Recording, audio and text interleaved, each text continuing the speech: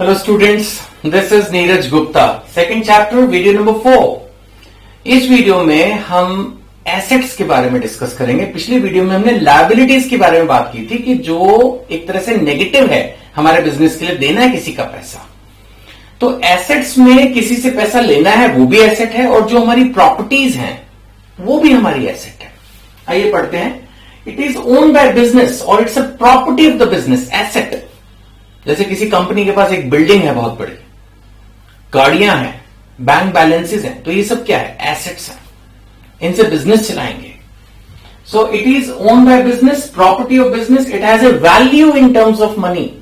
Actually किसी भी चीज को एसेट तभी मानेंगे जब उसकी कुछ तो वैल्यू हो. बिल्कुल कूड़ा है कोई चीज, तब भी उसकी कुछ तो वैल्यू, स्क्रैप है, लेकिन फिर भी उसको शायद एक टाइम हम एसेट नहीं भी ट्रीट कर पाए अगर बहुत ही उसकी लो वैल्यू है, क्योंकि स्क्रैप तो फिर एक तरह से वो एसेट्स की डेफिनेशन से ही दूर चला गया. तो मतलब एक रीजनेबल वैल्यू उसकी होनी चाहिए. Then it is useful in earning business income. Naturally वो एसेट तभी बिजनेस एसेट मानी जाएगी जब बिजनेस चलाने में हेल्पफुल हो. अगर किसी भी एसेट को यूज करके हम बिजनेस चलाएंगे तो ही वो बिजनेस एसेट है. अब मान लेते हैं मैं एक बिजनेस का मालिक हूं, मान लेते हैं कुछ भी, श्री कृष्ण कंस्ट्रक्शंस, उसका मैं मालिक हूं.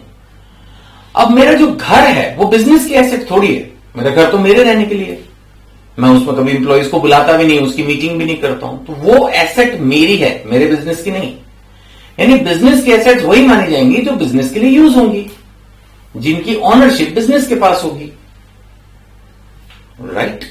Business entity concept, separate entity concept हम पढ़ चुके हैं, जिसमें मैंने कहा था बिजनेस और बिजनेसमैन अलग अलग हैं.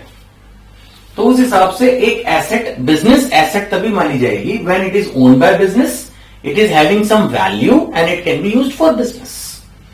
अब हम क्लासिफिकेशन की बात करें तो जैसे लायबिलिटीज में था ना, करंट लायबिलिटी, नॉन करंट, ऐसे एसेट्स में भी है non current and current. Non current वो एसेट्स होगी जो कि नॉट फॉर सेल, जो लंबे समय के लिए हैं आपके पास, बिल्डिंग्स. नॉन करंट एसेट्स जो रहेंगे आपके पास शायद 5 साल, 10 साल, 20 साल. लॉन्ग टर्म इन्वेस्टमेंट्स, कुछ भी. So basically these are the assets not for sale and only for investment और to help in business operation. Right. So this is non current assets. The best example to understand is a building. Even most of the time furnitures. अब AC है, रोज थोड़ी खराब हो जाएगा, ठीक है. कंपनी ने कोई गाड़ी ली, आमतौर पर 3 से 5 साल तो कहीं नहीं हिलती. तो ये सब चीजें क्या होगी? Non current assets. Current assets वो है जो कि अभी तुरंत कैश में कन्वर्ट हो सकती हैं, या कैश ही है, लिक्विड फॉर्म में है. लिक्विड समझते हो, तुरंत पैसा.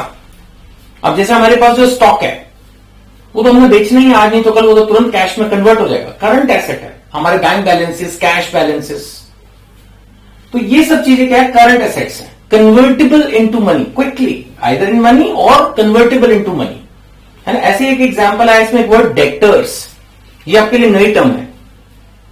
अभी मैं ज्यादा डिटेल में नहीं बताऊंगा, जब हम डेटर्स पढ़ेंगे तब एग्जांपल देके समझाऊंगा. फिलहाल ये समझ लो कि जैसे हम क्रेडिट में माल खरीदते हैं जिससे, तो उसको क्रेडिटर बोलते हैं. ऐसे हम उधार में माल बेच भी तो सकते हैं. अब जिसको उधार में माल बेचा, आज नहीं तो कल उससे पैसे लेने हैं, तो ये भी अपने आप में एक एसेट है कि हाँ हमारे पास ये चीज है. लेकिन वो पैसे में कन्वर्ट कब होगी नहीं कह सकते, 15 दिन में, महीने में, 2 महीने में, डिपेंड करता है आपने किस टर्म्स पे दिया है.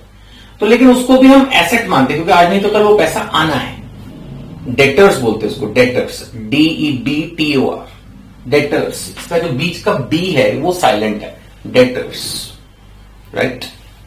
So non current assets, current assets. तीसरी है हमारी फिक्टिशियस एसेट्स. अगर एग्जैक्टली देखा जाए ना तो ये कोई एसेट ही नहीं है. और अगर देखा जाए ना, अभी आप 11th क्लास में हार्डली सेकंड चैप्टर पढ़ रहे हो, तो मुझे आपको फिक्टिशियस एसेट समझानी ही नहीं चाहिए. अभी आपने अकाउंटिंग ढंग से की ही नहीं है, इसको समझना बहुत मुश्किल पड़ेगा. फिर भी मैं कोशिश करता हूं. अगर नहीं समझ में आए टेंशन मत लेना और पूछना भी मत मेरे से. फिर समझ लेना कि जब सही वक्त आएगा तब दोबारा से पढ़ा दूंगा, तब समझ में आ जाएगा. फिक्टिशियस एसेट का मतलब होता है वो एसेट जो है ही नहीं, हमने उसको जबरदस्ती एसेट मान लिया. फॉर एग्जाम्पल, मैंने एक ही एग्जाम्पल लिया ताकि आप कंसेप्ट समझ लो. सपोज हमने एक नई कंपनी खोली है, नया बिजनेस शुरू किया और 1 करोड़ रुपए की इन्वेस्टमेंट कर दी. एडवर्टीजमेंट के। आई रिपीट, हमने एक नया बिजनेस शुरू किया और हमने 1 करोड़ रुपए की नई इन्वेस्टमेंट कर दी एडवर्टीजमेंट पे, ये सोच के कि इस 1 करोड़ के एडवर्टीजमेंट से जो डीलर्स बनेंगे या जो मार्केट में पब्लिक इमेज इंप्रूव होगी वो कम से कम अगले 5 साल तक बेनिफिट देगी। लगा दो एक बार 1 करोड़ रुपया, कोई प्रॉब्लम नहीं है। अब अगर 1 करोड़ का मैं खर्चा करंट ईयर में डेबिट कर दूं, मतलब करंट ईयर में उसको मैं बुक कर लूं, करंट ईयर में उसको मैं माइनस कर दूं, तो लॉस हो जाएगा। तो एक अकाउंटिंग के रूल्स के हिसाब से, प्रिंसिपल्स के हिसाब से, अभी मैंने इसीलिए कहा थोड़ा सा आगे की चीज है, लेकिन फिर भी मैं डिस्कस कर रहा हूं क्योंकि आपकी बुक में दी थी, मैंने कहा ज्यादा चीजें छोड़ूंगा, आपको लगे सर आधा पढ़ाते हैं आधा छोड़ते हैं, लेकिन प्रॉब्लम यह है कि अभी अकाउंटिंग शुरू हुई है और कई चीजें बहुत एडवांस शुरू में दी हुई है बिल्कुल। अब सीक्वेंस में चलने की वजह से मैं आपको पढ़ा भी रहा हूं और कुछ एक आध चीज छोड़ भी रहा हूं। तो हम बात कर रहे थे 1 करोड़ का खर्चा कर दिया एडवर्टीजमेंट पे, सपोज मान लो उसका बेनिफिट होना है 5 साल, तो कंपनी क्या करेगी, 20 लाख, 1 करोड़ का डिवाइड बाय 5 20 लाख आ गया, 20 लाख को तो करंट ईयर का खर्चा मान लेगी और 80 लाख रुपए डेफर कर देगी। डेफर का मतलब उसको बाद में देखेंगे, फिलहाल उसको अपनी बुक्स में एक एसेट की तरह से रख लेगी कि हमने खर्चा कर दिया। जैसे बिल्डिंग नहीं करते, अब बिल्डिंग सपोज हमने खरीदी 1 करोड़ की और वो अगले 5 साल तक बेनिफिट देगी, जैसे बिल्डिंग तो और लंबा चलती है। गाड़ी का एग्जाम्पल ले लो, सपोज हमने 1 करोड़ की कोई गाड़ी खरीदी है जो कि 5 साल तक चलेगी, तो 20-20 लाख रुपए एक तरह से मोटा मोटा बेनिफिट देगी ना। तो अगर हमने 1 करोड़ की गाड़ी के 20 लाख इस साल खर्चा मान लिया और 80 लाख रुपए एसेट की फॉर्म में गाड़ी को रख लिया, तो आपको ठीक लगे, हाँ सर अभी तो 1 करोड़ की गाड़ी में से 20 लाख के लायक उसकी वैल्यू गिर गई, 80 लाख की तो गाड़ी अभी भी 1 साल के बाद।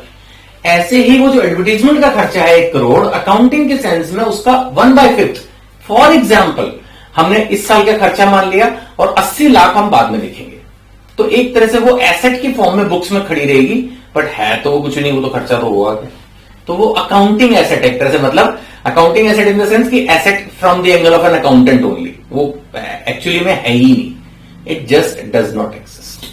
ठीक है, तो मैंने कोशिश की आपको सिंप्लीफाइड वे में बताने की, जबकि अभी आप इन चीजों को नहीं समझते हो। तो अभी अगर समझ में आ गया गुड लक, नहीं आया भूल जाओ, बाद में जब सही वक्त आएगा बता दूंगा। हम बात कर रहे थे कि क्लासिफिकेशन ऑफ एसेट्स में नॉन करंट एंड करंट। अब अगर हम नॉन करंट के एग्जांपल्स देखें तो fix assets, long term investment, कर दी इन्वेस्टमेंट, 5 साल 10 साल बाद मिलेंगे पैसे, नो प्रॉब्लम, ये सब नॉन करंट इन्वेस्टमेंट्स हैं। फिक्स एसेट्स के भी हम चाहें तो 2 क्लासिफिकेशन कर सकते हैं, टेंजिबल, इनटेंजिबल। हो सकता है आपके लिए टर्म्स नहीं हो तो याद करो। टेंजिबल एसेट्स वो जो कि फिजिकल फॉर्म में, land, building, furniture, AC, car, छू सकते हो, देख सकते हो, टेंजिबल। इनटेंजिबल हो गया नो फिजिकल फॉर्म। टेंजिबल के एग्जांपल अभी बताया मैंने, लैंड, बिल्डिंग वगैरह। इनटेंजिबल के एग्जांपल जिसमें कोई फिजिकल फॉर्म नहीं है, जैसे सॉफ्टवेयर, गुडविल, कंपनी की गुडविल बहुत बड़ी एसेट होती है नहीं। आज टाटा बिरला किसी भी चीज के ऊपर ठप्पा लगाओ तो लोग समझते हैं हाँ भाई कोई बढ़िया चीज है, गुडविल कितनी वैल्यू रखती है, बट ऐसा गुडविल को कोई छू नहीं सकता। It's not like a building और ए फर्नीचर और a car which is tangible assets. So goodwill, ऐसे मैंने एग्जांपल में लिखा है, आपको दिख रहा होगा बोर्ड पे लिखा हुआ ट्रेडमार्क। ट्रेडमार्क समझते हो? अब जैसे एक जूता है, जूता तो जूता ही होता है ना, लेकिन अगर उस पर रीबॉक लिखा हो, नाइकी लिखा हो तो आप जल्दी खरीदते हो, तो कहीं ना कहीं उसकी ट्रेडमार्क की वैल्यू है, कितनी वैल्यू, अरबों रुपए, है ना। तो वो ट्रेडमार्क भी अपने आप में एक एसेट है, लोग उसको रजिस्टर्ड करा लेते हैं, इसलिए आपने नोट किया होगा आर करके ऐसे गोल करके ऊपर लिख देते हैं, वो रजिस्टर्ड होता है, वो जिस कंपनी का है वही यूज करेगी। ऐसे नहीं कि आप कोई भी जूता बना के लिख दो रीबॉक, क्या हो गया मैंने नाम सोचा है, ऐसे थोड़ी होता है। ऐसे होने लगे तो कोई भी आप बना दो कोल्ड ड्रिंक और अजीब सी और उसके ऊपर लिख दो कोका कोला, वो ट्रेडमार्क है, ऐसे आप यूज नहीं कर सकते। ऐसे ही एक फ्रेंचाइज राइट्स होता है, ये भी आपके लिए नई चीज होगी, 1 मिनट में बताता हूं। फ्रेंचाइज राइट, अब जैसे मैकडोनल्ड्स है, ऐसा नहीं आप कर सकते कि रेस्टोरेंट खोलोगे तो कोई भी उसके ऊपर लिख दो मैकडोनल्ड्स। मैकडोनल्ड जो ओरिजिनल कंपनी है वो जिसको राइट देगी वही उस रेस्टोरेंट को मैकडोनल्ड नाम से चलाएगा और उनके रूल्स के हिसाब से चलाएगा, इसको बोलते हैं फ्रेंचाइज। अब जिसके पास फ्रेंचाइज राइट है उसकी तो मौज है। तो एक तरह से वो राइट भी अपने आप में एक एसेट है, वैल्यू है, क्योंकि हमने क्या कहा था, एसेट का मतलब क्या, एसेट का मतलब एक प्रॉपर्टी ऑफ द बिजनेस जिसकी वैल्यू हो इन टर्म्स ऑफ मनी, उसकी वैल्यू है भाई। आपके पास एक राइट है, लाइसेंस है, और इसको आपको बिजनेस चलाने में it is useful for earning business income. बिल्कुल फ्रेंचाइज राइट पर, ट्रेडमार्क पर, गुडविल पर, सॉफ्टवेयर पर, इन सब चीजों पर ये रूल, ये बात एप्लीकेबल हो रही है, तो यानी बात जस्टिफाइड है जो मैंने बोली थी, मानोगे ना इस बात को। सो चलिए इतना ही है एसेट्स के बारे में। और भी कोई डाउट हो तो आप जरूर इसमें कमेंट बॉक्स में लिखिएगा, I will surely reply. Thank you.